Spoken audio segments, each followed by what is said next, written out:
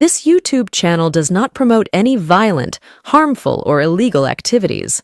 All content provided by this channel is meant for an educational purpose only.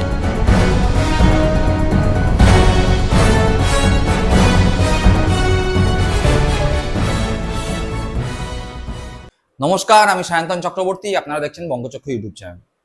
ইতিমধ্যেই আপনারা জানতে পেরেছেন যে উত্তরবঙ্গে ভয়ঙ্কর বন্যা পরিস্থিতি, প্রচুর মানুষ নিহত হয়েছেন, প্রচুর মানুষ ঘরছাড়া, গৃহহীন, অনেক পর্যটক আটকে পড়েছে।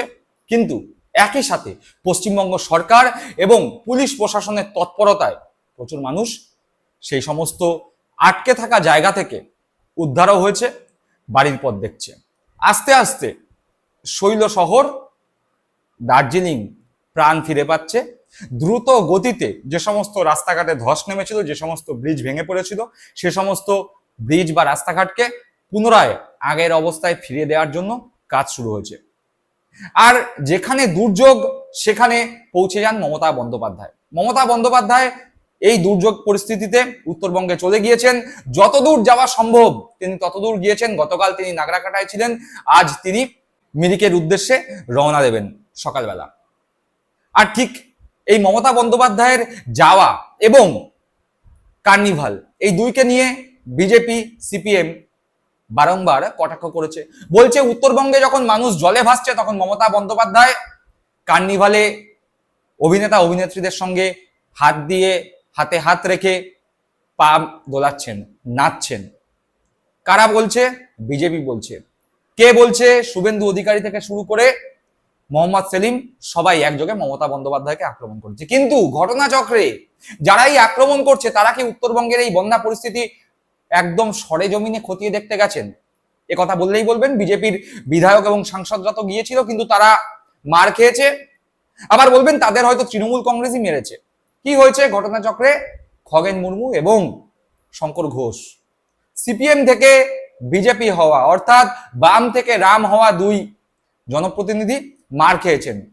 আমরা দেখতে পেয়েছি যে খগেন মুর্মু রক্তাক্ত হয়েছেন, শঙ্কর ঘোষ নিজের জামা কাপড় ছিঁড়ে ফেলে দেখাচ্ছেন, তাকে মারা হয়েছে। দুজনেই হাসপাতালে ভর্তি। আমরা তাদের দ্রুত সুস্থতা কামনা করি। কিন্তু গ্রাউন্ড রিপোর্ট কি বলছে? গ্রাউন্ড রিপোর্ট বলছে সেখানকার মানুষজনরা ক্ষেপে উঠেছিল। বলছে যে এখানকার এমএলএ বিজেপির, এমপি বিজেপির, তারা এই দুর্যোগের পরিস্থিতি তো দূরে থাক, যখন নর্মাল সময় থাকে তখনও এই পুজোর আগে এসেও আমাদের খোঁজ নেয়নি। 5 বছর অতিক্রান্ত হয়ে গেছে, বিধায়কের দেখা আমরা পাই না। লোকসভায় সাংসদ নির্বাচিত হওয়ার পরে আমরা লোকসভার যে জনপ্রতিনিধি পাঠিয়েছি, যে সাংসদ করেছি, তাকে দেখতে পাই না। আর এখন দুর্যোগের মুহূর্তে এসে ত্রাণ দেওয়ার নাম করে ছবি তুলে ফেসবুকে পোস্ট। মানুষ খেপে গিয়ে জনরোষ তৈরি হয়েছে, জনরোষের শিকার হয়েছে শঙ্কর ঘোষ, খগেন মুর্মু। এবার বলবেন জনরোষ না, তৃণমূল কংগ্রেসের লোকজনই নাকি এসব করেছে। বলতেই পারেন, রাজনীতিতে অভিযোগ পাল্টা অভিযোগ থাকবেই। কিন্তু সব থেকে বড় ব্যাপার, যদি বিজেপি বা সিপিএম এর কোনো নেতা বা জনপ্রতিনিধি মার খায় তাহলে সেটা তৃণমূল কংগ্রেসের সাজানো ঘটনা, তৃণমূল কংগ্রেসের পরিকল্পিত ঘটনা। আর তৃণমূল কংগ্রেসের কোনো জনপ্রতিনিধি বা নেতা মার খেলে সেটা জনরোষ। এরকম দ্বিচারিতা করা হয়তো উচিত না। যাই হোক, এই খবর মোটামুটি ভাবে সংবাদ মাধ্যম এবং সমাজ মাধ্যমে রয়েছে। আমরা সেদিকে তীক্ষ্ণ নজর রেখেছি। সেদিকে কোনো আপডেট আসলে আমরা দ্রুত সেই নিয়ে আলাদা খবর করব। কিন্তু সব থেকে বড় খবর, উত্তরবঙ্গে কি কেউ শুভেন্দু অধিকারীকে দেখতে পেয়েছেন? সুকান্ত মজুমদারকে দেখতে পেয়েছেন? পাননি। তার কারণ, কিছুদিন আগেই কলকাতার বুকে একটি বৈঠক হয়ে গিয়েছে। সেই বৈঠকে অমিত মালব্য ছিলেন, সুনীল বনসাল ছিলেন, এমনকি সেখানে বিজেপির পক্ষ থেকে নিয়োজিত আরো নতুন 2 পর্যবেক্ষক, ত্রিপুরার বিপ্লব দেব আর কেন্দ্রীয় মন্ত্রী ভূপেন্দ্র যাদব ছিল। সেখানে ছিল শুভেন্দু অধিকারী, সুকান্ত মজুমদার, শ্রমিক ভট্টাচার্যরা। শোনা যায় সেই বৈঠকে রীতিমতো উত্তপ্ত বাক্য বিনিময় হয়েছে শুভেন্দু অধিকারী, শ্রমিক ভট্টাচার্য এবং সুকান্ত মজুমদারের মধ্যে। প্রত্যেকেই চাইছে আগামী 2026 বিধানসভা নির্বাচনে নিজেদের লোকদের টিকিট পাইয়ে দিতে। প্রত্যেকেই চাইছে বিজেপির যে রাজ্য কমিটি ঘোষিত হতে চলেছে সেই রাজ্য কমিটিতে নিজেদের লবির লোকজনদের সংখ্যাধিক্য। ঘটনাচক্রে সেই বৈঠকে উপস্থিত ছিলেন বিজেপির রাজ্য সভাপতির পরে সব থেকে গুরুত্বপূর্ণ যেই পদ অর্থাৎ সাংগঠনিক সাধারণ সম্পাদক অমিতাভ চক্রবর্তীও সেই বৈঠকে ছিলেন। এবার আরএসএস তাদের মতামত বঙ্গ বিজেপি এবং কেন্দ্রীয় বিজেপিকে জানিয়ে দিয়েছে। আরএসএস এর ঘনিষ্ঠ এবং আরএসএস করেই উঠে আসা শ্রমিক ভট্টাচার্য বঙ্গ বিজেপির রাজ্য সভাপতি হয়েছে এবং আরএসএস খুব ভালো মতো জানে যে নব্য বিজেপির হাতে যদি কোনোভাবে ক্ষমতা যায় সেক্ষেত্রে আগামী দিনে বঙ্গ বিজেপিতে আরএসএস এর সংখ্যাধিক্য কমবে তো বটেই, বরং বঙ্গ বিজেপি সিপিএম বা তৃণমূলের বি টিম হয়ে যাবে। হয়তো তৃণমূল কংগ্রেসের সঙ্গে তাদের লড়াই থাকবে, কিন্তু আদপে দেখা যাবে তৃণমূল কংগ্রেস থেকে বিতাড়িত বা তৃণমূল কংগ্রেস ছেড়ে যারা এসছে, সিপিএম ছেড়ে যারা এসছে, কংগ্রেস ছেড়ে যারা এসছে, তারাই বঙ্গ বিজেপির বিভিন্ন গুরুত্বপূর্ণ পদ দখল করে বসে আছে। অতীতে আমরা তাই দেখতে পেয়েছি। শুভেন্দু অধিকারী থেকে শুরু করে অর্জুন সিং, কৌস্তব বাগচি থেকে শুরু করে তাপস রায়, এই ধরনের দলবদলু পাল্টিবাজ নেতাদেরই সামনে দেখা যায়। বরং আদি বিজেপি বা পুরনো বিজেপিরা সে অর্থে এখনো পিছনের সারিতে। এই ধরুন যেমন এই উত্তরবঙ্গের ঘটনা, সেখানেও কিন্তু মার খাওয়ার ঘটনাতেও সেখানেও কিন্তু উঠে আসলো দুজন এমন জনপ্রতিনিধি যারা সিপিএম থেকে বিজেপিতে গিয়েছে, খগেন মুর্মু এবং শঙ্কর ঘোষ। অথচ সেখানে শ্রমিক ভট্টাচার্য পুরনো বিজেপি নেতা কর্মীদের নিয়েও কিন্তু গিয়েছিলেন, তাদের নাম কিন্তু সে অর্থে সামনে আসলো না। অর্থাৎ যে প্রচার, সেই প্রচারের আলো কিন্তু টেনে নিয়ে গেল এই শুভেন্দু অধিকারী ঘনিষ্ঠ দলবদলু পাল্টিবাজ বিজেপির নেতারা। আর শুভেন্দু অধিকারী তাই চাইছেন আগামী 2026 বিধানসভা নির্বাচনে নিজের লবির লোকজনদের বেশি করে টিকিট দেওয়ার জন্য।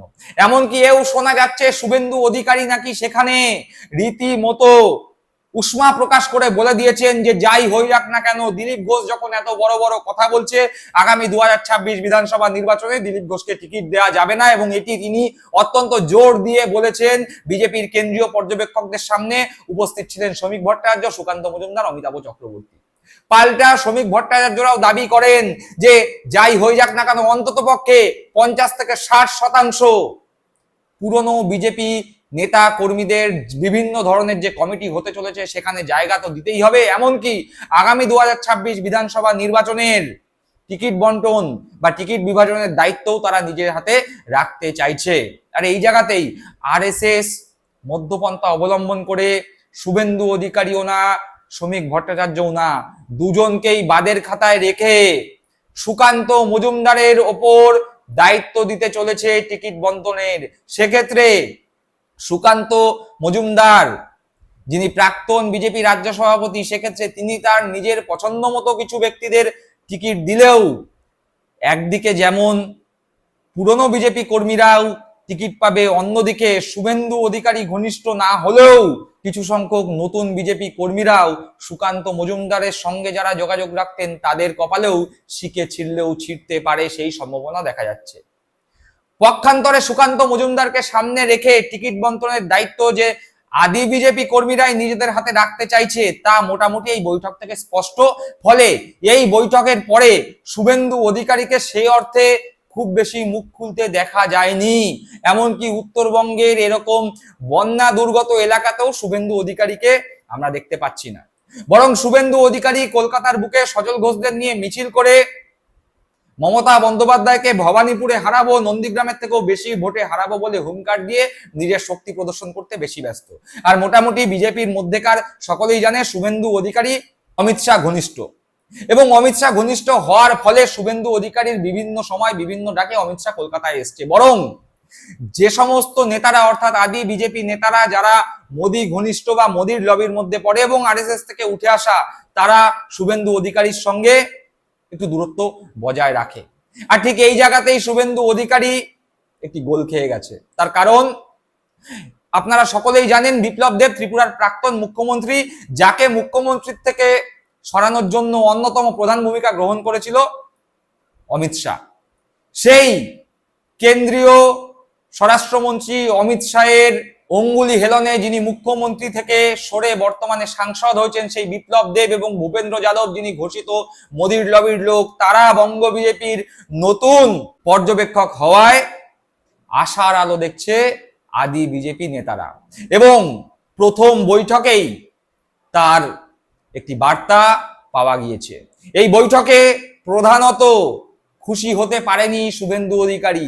বিধানসভা ভোট এখনো 7-8 মাস বাকি, কিন্তু তার আগেই মোটামুটি বার্তা মিলেছে যে এবার বিধানসভার টিকিট বন্টনের দায়িত্ব সুকান্ত মজুমদারের হাতেই থাকতে চলেছে। এবং সুকান্ত মজুমদার এই টিকিট বন্টনের আগে শ্রমিক ভট্টাচার্যের সঙ্গে যে আলবাত আলোচনা করবেন তা নিয়ে কোনো দ্বিধাদ্বন্দ্ব নেই। বরং শুভেন্দু অধিকারী এই সিদ্ধান্তের পরে কিছুটা হলেও ব্যাকফুটে। দর্শক বন্ধুরা, আপনারা কি মনে করছেন এই বিষয়ে? আপনাদের মূল্যবান মতামত কমেন্ট বক্সে কমেন্ট করে জানাবেন। সকলে ভালো থাকবেন, সুস্থ থাকবেন। জয় হিন্দ, বন্দে মাতরম।